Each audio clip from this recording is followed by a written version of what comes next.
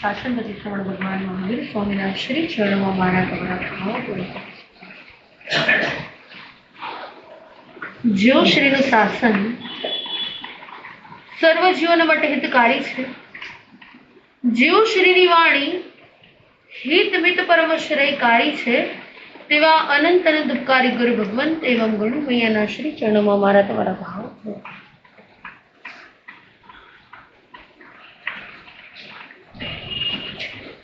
દરેક મહાન પુરુષો, દરેક તીર્થંકર પરમાત્મા, દરેક આચાર્ય ભગવંતો અને દરેક સાધુ સંતો એક જ વાત કરે છે કે રાગ છે ને પાપનું મૂળ છે. રાગ શું છે? પાપનું મૂળ છે. જે જે જગ્યાએ વ્યક્તિને રાગ થયો, તમે રાગ કહો તો પણ ભલે, એના પ્રત્યેનો મોહ કહો તો પણ ભલે, એના પ્રત્યેની આસક્તિ કહો તો પણ ભલે, જ્યાં થયું ત્યાં શું ઉત્પન્ન થાય છે? ત્યાં પાપ. જો બહુ જ વરસાદ આવે ને તો આપણને શું થાય? હવે આ બંધ થઈ જાય ને તો સારું. રાગ અને દ્વેષ છે ને એક સિક્કાની બે બાજુ છે. રાગ અને દ્વેષ એક સિક્કાની બે બાજુ છે. આ વરસાદ બંધ થઈ જાય તો મને ગમે, ઇટ મીન્સ કે રાગ છે. અને જો વરસાદ ન આવે તો પણ પાછું શું થઈ જાય? વધારે પડતો તડકો, પણ આપણને એમ થાય કે હવે આ તડકો ઓછો થાય ને તો સારું, આ ગરમી હવે ઓછી થાય ને તો સારું, આ ઠંડી હવે ઓછી થાય ને તો સારું. જો એક વસ્તુ ગમે છે એની સામે બીજી વસ્તુ તરત જ અણગમતી થાય છે. એક સિક્કાની બે બાજુ છે. તમે જ્યાં જ્યાં નજર કરશો, તમે જે જે સ્થાન પર તમે જોશો, તમે અત્યારે કદાચ ઉપાશ્રય તમે ચાલતા ચાલતા આવ્યા અને કદાચ વ્હાઈટ ડ્રેસ પહેર્યો છે, તમે બોલો ચેતનભાઈ, રસ્તામાં ચાલતા ચાલતા ઉપાશ્રય આવ્યા, વ્હાઈટ ડ્રેસ પહેર્યો છે અને કદાચ પૂર ઝપાટા બંધ તમારી બાજુમાંથી કાર પસાર થઈ અને એ છાંટા એ તમારા ઉપર પડ્યા, એ કીચડના છાંટા, એ કાદવના છાંટા, અને તમને શું થાય? જોઈને ચલાવો ને, જરા ખબર નથી પડતી, આટલું નજીકથી ચલાવે છે.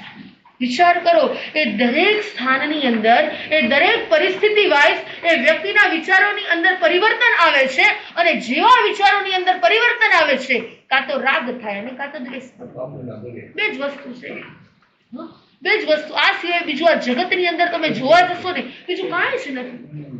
તમે જ્યાં દ્રષ્ટિ કરશો, તમે 24 કલાક તમે વિચાર કરશો કે મને કઈ કઈ વસ્તુ પ્રત્યે રાગ છે, મને કઈ કઈ વ્યક્તિ પ્રત્યે હજુ મોહ છે, મને કઈ વસ્તુ પ્રત્યે હજુ દ્વેષ ભાવ છે. એક ને એક વસ્તુ છે ને વારંવાર વર્ષોથી વાપરતા હોય, એક ને એક ડ્રેસ તમે 2 વર્ષ 3 વર્ષ 4 વર્ષ પછી એ જ ડ્રેસ તમને કેવો લાગે? ભાઈ હવે આ તો ફાટતો નથી, હવે આને શું કરો? હવે આને વિદાય આપો. અરે જ્યારે એ ડ્રેસ લીધો હતો એ ત્યારે તમે પ્રસંગોપાત પહેરતા હતા, કોઈ ફંક્શન હતું ત્યારે એ ડ્રેસ કોડ પહેરતા હતા, અને જેવો એનો સમય પસાર થયો એટલે એ જ ડ્રેસ તમને રાગ હતો, અને વર્ષો પછી એ જ ડ્રેસ દુઃખનું કારણ.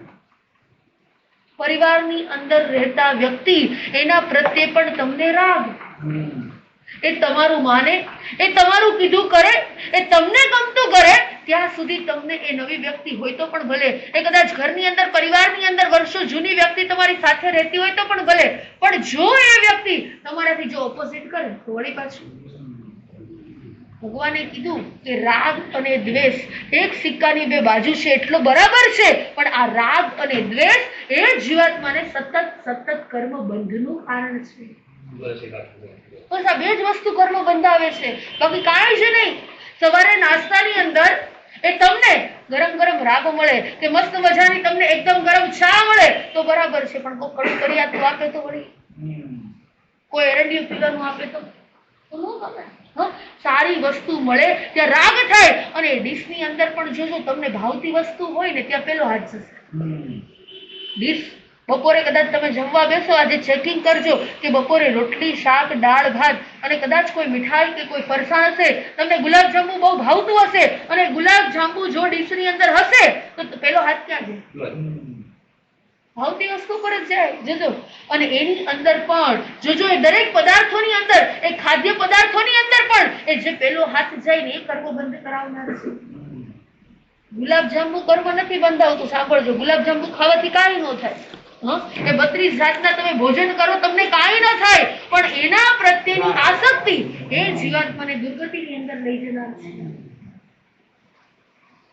બે પ્રકારના રાગ છે, એક પ્રશસ્ત રાગ અને એક અપ્રશસ્ત રાગ. પ્રશસ્ત રાગ અને અપ્રશસ્ત રાગ. પ્રશસ્ત રાગ એટલે શું? દેવ, ગુરુ અને ધર્મ પ્રત્યેના રાગને પ્રશસ્ત રાગ કહેવાય. ગુરુ ગૌતમ સ્વામીને પણ ભગવાન મહાવીર પ્રત્યેનો રાગ હતો. શું હતું? રાગ હતો. એ રાગના કારણે એ ગૌતમ સ્વામીને પણ કેવળ જ્ઞાન અને કેવળ દર્શન અટકી ગયું. આ બાજુ ભગવાન મહાવીર સ્વામી એ નિર્વાણને પામ્યા, અને નિર્વાણ પામ્યા પછી એ ગ્રંથકારો લખે છે કે ગૌતમ સ્વામી નાનું બાળક રડે ને, નાનું બાળક જેમ ધ્રુસકે ને ધ્રુસકે રડે, એમ ગૌતમ સ્વામી પણ એ મહાવીરના વિરહ પછી રડે છે. કારણ કે એ આંખની અંદર આંસુ શેના છે? રાગના આંસુ છે. પણ આ રાગના આંસુ એ ગુરુ ગૌતમ સ્વામીના પણ જેવા પ્રશસ્ત બન્યા ને એટલે તરત જ કેવળ જ્ઞાન અને કેવળ દર્શન મળ્યું. પ્રશસ્ત રાગ એ તમને કેવળ જ્ઞાન અને કેવળ દર્શન હજુ અપાવનાર છે. એ દેવ, ગુરુ અને ધર્મ પ્રત્યેનો રાગ એ તમને હજુ વિતરાગ દશા તરફ લઈ જનાર છે. પણ અપ્રશસ્ત રાગ એટલે વસ્તુ, કોઈ પણ પદાર્થ, કોઈ પણ વ્યક્તિ, એના પ્રત્યેનો રાગ અવશ્યમેવ દુર્ગતિએ લઈ જનાર છે. અપ્રશસ્ત રાગ એની અંદર કામ રાગ, અપ્રશસ્ત રાગ એની અંદર દ્રષ્ટિ રાગ, અપ્રશસ્ત રાગ એની અંદર સ્નેહ રાગ. અને સુંદર મજાની વાત ગ્રંથકારોએ લખેલી છે કે રામાયણની રચના કોને કરી હતી? રામાયણની રચના કરનાર કોણ? કવિ કાલિદાસ? વાલ્મીકી? શું વાત કરો, બરાબર છે? કોણે કરી? અલગ અલગ અલગ પ્રકારના કેટલા બધા ગ્રંથકારોએ એ રામાયણ લખી છે. અને આપણી જૈનની પણ રામાયણ છે, એ હિન્દુ ધર્મની અંદર પણ રામાયણ છે, એ સનાતન ધર્મની અંદર પણ રામાયણ લખેલી છે. અને એની અંદર એક વાત આવે છે, અને ખર એ વાત એ રાગના કારણે એ વ્યક્તિ કઈ જગ્યાએ જાય છે. યુવાન સંત તુલસીદાસ,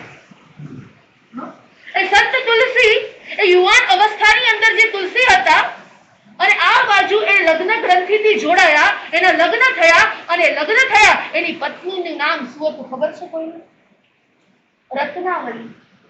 એ રત્નાવલીની સાથે લગ્ન થયા, અને લગ્ન થયા પછી આ તુલસી એને એટલો પ્રેમ કરે, એટલો પ્રેમ કરે કે એના વગર એક દિવસ ના રહી શકે.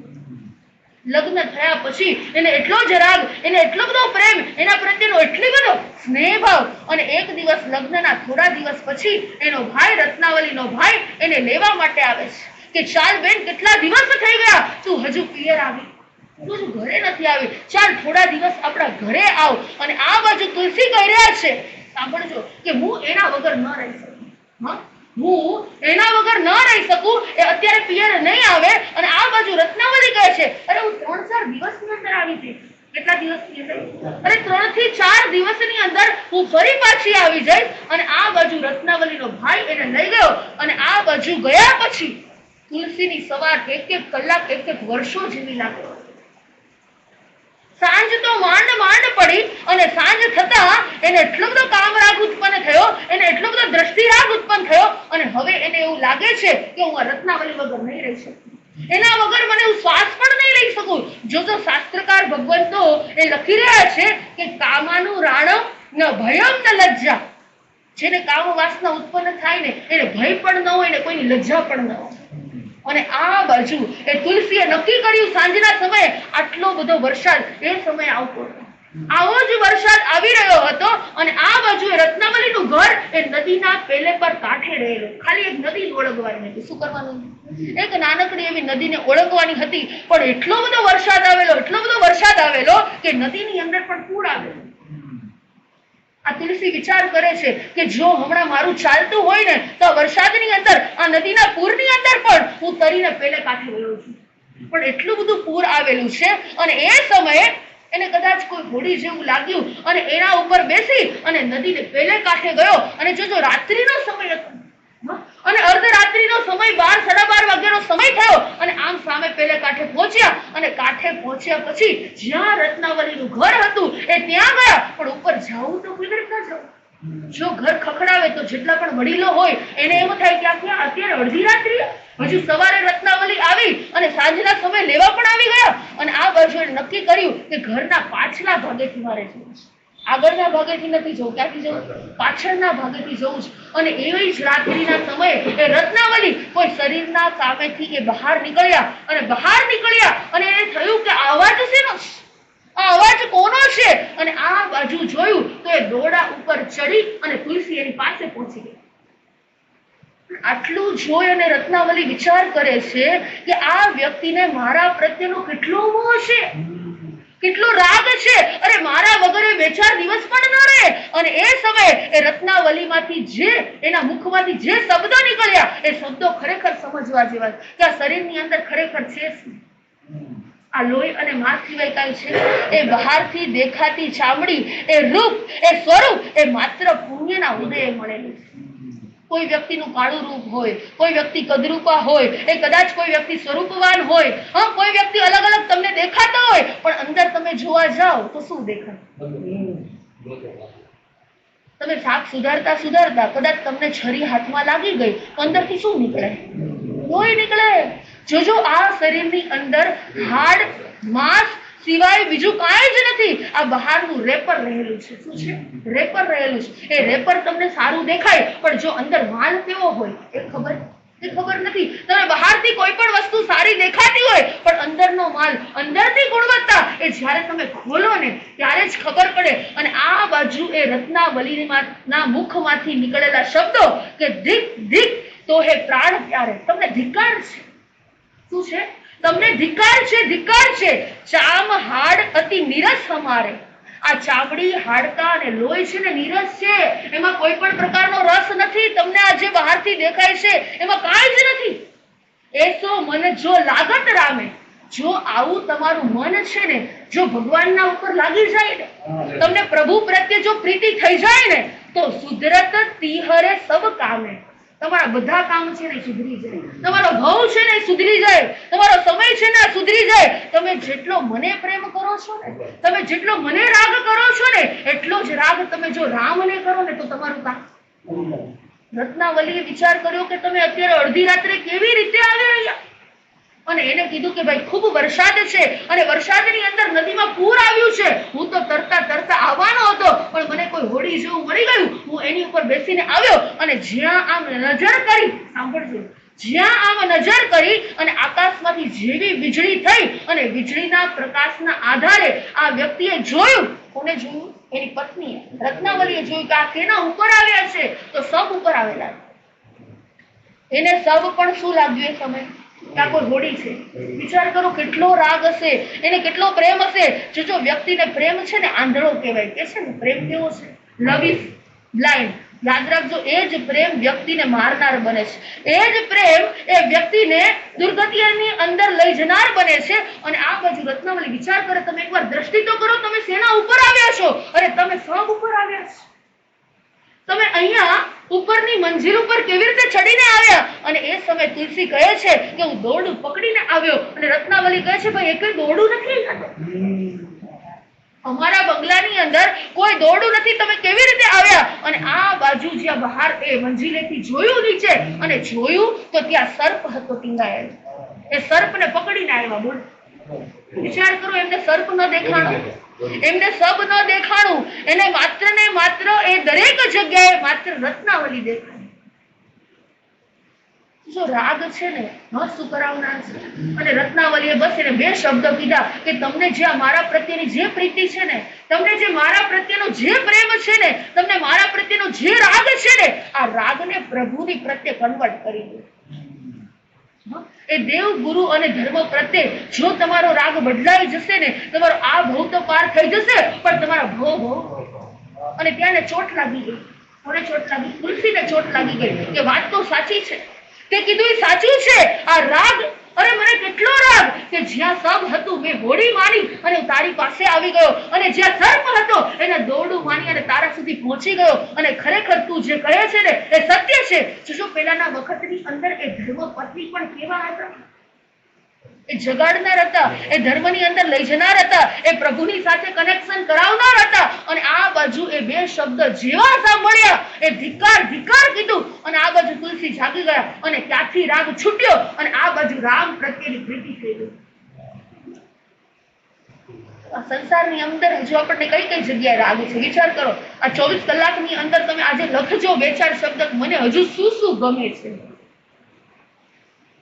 હજુ મને પુત્ર ગમે છે, હજુ મને દીકરી ગમે છે, હજુ મને શ્રાવિકાજી ગમે છે, હજુ આ બાજુ મને પતિદેવ ગમે છે, મને શું શું ગમે છે, હજુ મને ગાડી ગમે છે, હજુ મને બંગલો ગમે છે. જો જે વસ્તુ પ્રત્યેનો રાગ છે ને, યાદ રાખજો, એ રાગ એ ત્યાં તમારી ઉત્પત્તિ છે. જ્યાં જ્યાં આસક્તિ છે ને, ભગવાન કહે છે ત્યાં ત્યાં તારી ઉત્પત્તિ થવાની છે. કોઈના વરસાદ આવે ને બહુ નાવું ગમે, નાના છોકરાઓ હોય ને એને બહુ જ નાવું ગમે. એ વરસાદની અંદર નાહવા માટે જાય અને એને જે આ ગમે, યાદ રાખજો, એ પાણીની અંદર, એ અવકાયના જીવોની અંદર જ એની ઉત્પત્તિ થાય. જે વસ્તુ ગમે છે ને નક્કી કરજો કે મારે ત્યાં જ ઉત્પન્ન થવાનું છે. કોઈને કંદમૂળનું જે શાક ભાવતું હોય કે ના ના મને આના વગર તો ચાલે જ નહીં. માસદી ઘણા કહે કે અમે અમારા દીકરાને કેટલું સમજાવીએ છીએ, એ ધર્મસ્થાનકની અંદર અમે લઈ આવીએ છીએ કે કંદમૂળની અંદર આટલા જીવો છે, પણ માસદી હજુ એને બટેકા વગર નથી ચાલતું. એ બાળક જન્મ થયો ત્યારે બટેકું હાથમાં લઈને આવ્યો છે. એ કોને ચખાડ્યું? એનું એ કંદમૂળ ચખાડ્યું કોણે? એ પરિવારની અંદર એના માતા પિતાએ, એ વડીલોએ એ ઘરની અંદર વાપરતા હતા. અને હવે જોજો એને કંદમૂળ વગર ચાલતું નથી. માસરીઓ ઘણું સમજાવીએ પણ એને એના વગર ચાલતું જ નથી. વિચાર કરો, એ વ્યક્તિ જ્યારે જન્મ થયો ત્યારે એ લઈને નહોતો આવ્યો, એ વ્યક્તિને ખબર પણ ન હતી કે આ વસ્તુ શું છે. તમે એને ચખાડ્યું અને ચખાડ્યા પછી એને એની સાથેનો શું થઈ ગયો? રાગ થઈ ગયો કે ભાઈ મને આના વગર ન ચાલે. જોજો, ગમો અને અણગમો બે વસ્તુ છે. ગમો અને અણગમો, અને આ બંને વસ્તુ છે યાદ રાખજો, એ જીવાત્માને ડુબાડનાર જ છે.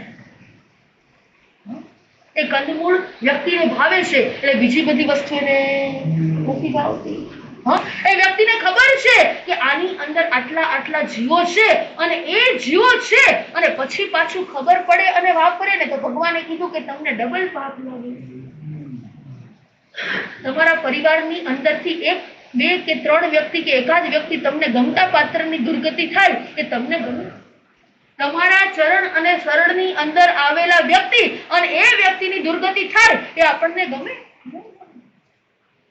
તમે તમારા બાળકો હોય તો પણ ભલે, એ તમારા પ્રિય પાત્ર હોય તો પણ ભલે, પણ એ રાગની જગ્યાએ તમે વિતરાગ અવસ્થાને તમે જોશો ને, તમારું પણ કલ્યાણ થશે ને એનું પણ કલ્યાણ થશે. આ બાજુ રત્નાવલીનું તો કલ્યાણ થઈ ગયું જ, એને તો ભગવાનની સાથે પ્રીતિ થઈ ગઈ, પણ આ બાજુ તુલસી પણ એના જીવનની અંદર સુધરી ગયા.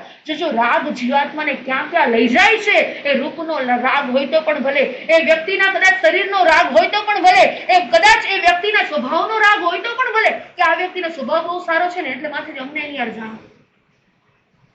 ઘણા કે પરિવારની અંદર અમે સાથે રહીએ છીએ, એડજસ્ટમેન્ટ કરીએ છીએ, કેટલું કોમ્પ્રોમાઇઝ કરીએ છીએ, પણ આ એક વ્યક્તિનો સ્વભાવ સારો છે ને એટલે અમે શું કરીએ છીએ?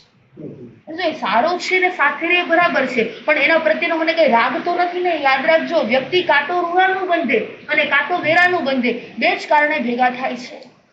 કાં તો ઋણાનું બંધે અને કાં તો વેરાનું બંધે. જો રાગના કારણે એ વ્યક્તિ ઋણાનું બંધે ભેગી થશે, અને દ્વેષના કારણે એ વ્યક્તિ વળી પાછું વેરાનું બંધે મળશે. અને આ બાજુ મદન રેખા કઈ જગ્યાએ છે? એ પણ નદી કિનારે સ્નાન કરવા માટે ગયા છે. અને આ બાજુ જે પ્રસૂતિ આવ્યા પછી એ નાનકડું એવું બાળક છે, અને એને એક ઝાડની ડાળીએ ટીંગાડ્યા પછી એ જ્યારે અંદર જાય છે અને ઉપર ત્યાં વિદ્યાધર નીકળે છે. ગઈકાલે મેં કીધું તું એકના સકંજામાંથી છૂટ્યા અને વળી પાછા બીજી જગ્યાએ. જો કર્મ રાજા છે ને એ ક્યાંય છોડતા નથી, કોઈ જગ્યાએ નથી છોડતા.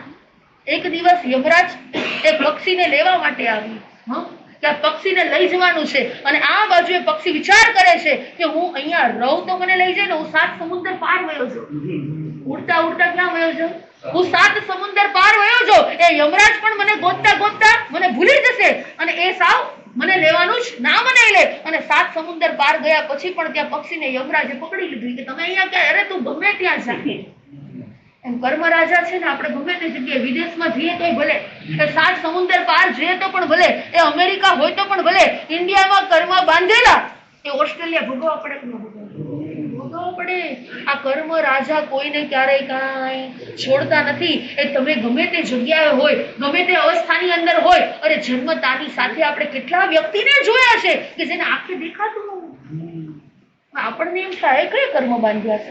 અરે જન્મતાની સાથે એ કેટલા વ્યક્તિને ખોડ કાપણ હોય, બાળકોને એને એક હાથ ન હોય, અરે કદાચ પગ મળ્યા હોય પણ એ ચાલી ન શકે, એ જન્મતાની સાથે એને પોલિયો હોય. આપણને એમ થાય કે આને હજુ તો દુનિયા નથી જોઈ, આ હજુ કાંઈ જ નથી જોયું. અરે આવા કર્મ કાને સંભળાય નહીં.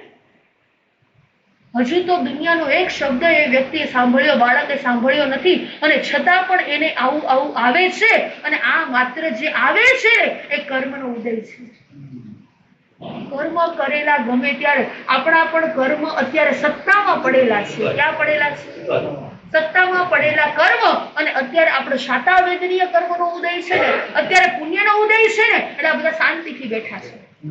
અને જેવો આ શાતાવેદનીય કર્મનો ઉદય આવે અથવા તો અલગ અલગ પ્રકારની પરિસ્થિતિ ઊભી થાય એટલે વળી પાછા કર્મ આવી નથી.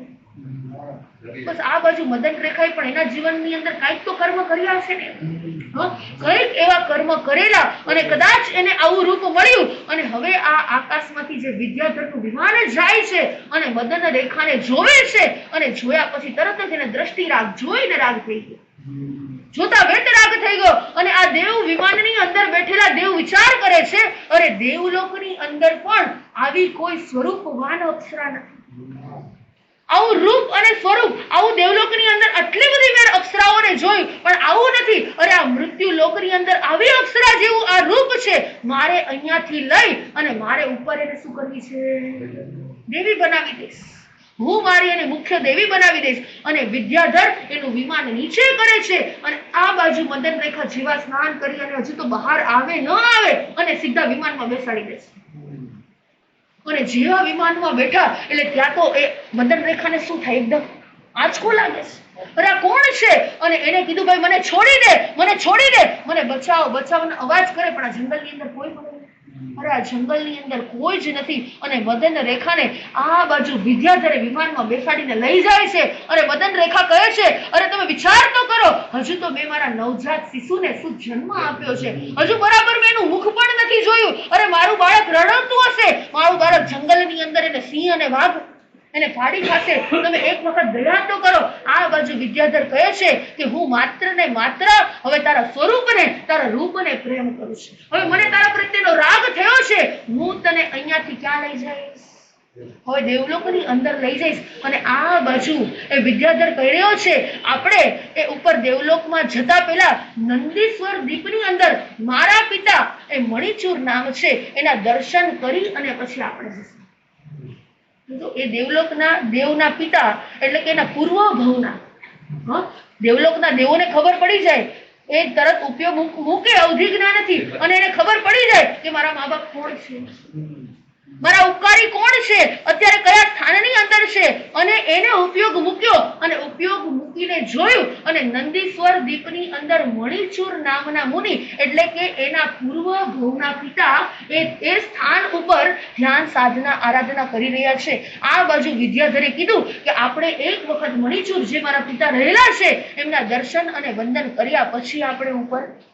અને આ બાજુ મદન રેખા કહ્યા છે કે તમને જે મારા પ્રત્યેનો રાગ છે ને, યાદ રાખજો, આ રાગ છે ને તમને કર્મ બંધાવશે. આ મારા પ્રત્યેનો જે તમને રાગ છે, અરે મારા શરીરની અંદર કાંઈ રહેલું નથી, અને તમે જો મને કામ, મારી સાથે કામ ભોગવવાનો વિચાર કરતા હોય તો તમે ભૂલી જજો, હું જીભ કચડી અને મરી જઈશ.